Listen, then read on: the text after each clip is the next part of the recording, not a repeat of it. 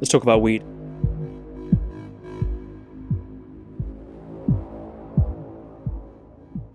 This doesn't have any weed in it. Imagine that though, THC, CBD based coffee. You can get that mushroom coffee that has probably trace amounts of psilocybin, or is it trace amounts?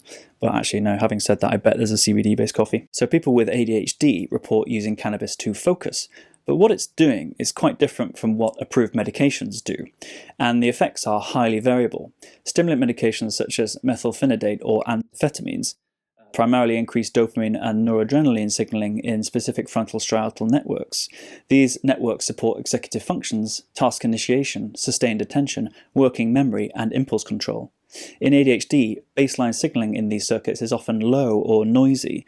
Stimulants raise the signal-to-noise ratio, which is why they can make thinking feel clearer, faster, and more directed rather than sedating. Cannabis works through the endocannabinoid system, mainly via CB1 receptors that are widely distributed across the brain.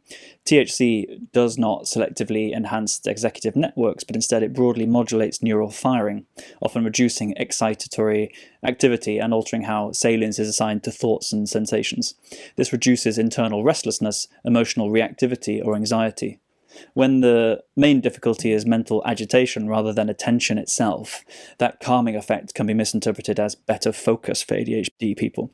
In other words, cannabis may reduce distress or hyperarousal rather than improving attention control necessarily. So cannabis is paradoxical in its subjective effects. So neurotypicals feel more cerebral, more distracted and slower and less task-focused. And that fits well with what we know experimentally, because THC tends to impair working memory, processing speed, and sustained attention. It can also increase associative thinking, which feels rich and reflective, but fragments goal-directed focus. So saying, I feel mentally busy, while actually being less able to hold a task in mind and move efficiently from intention to action, is a mismatch between subjective experience and cognitive performance, rather than a contradiction.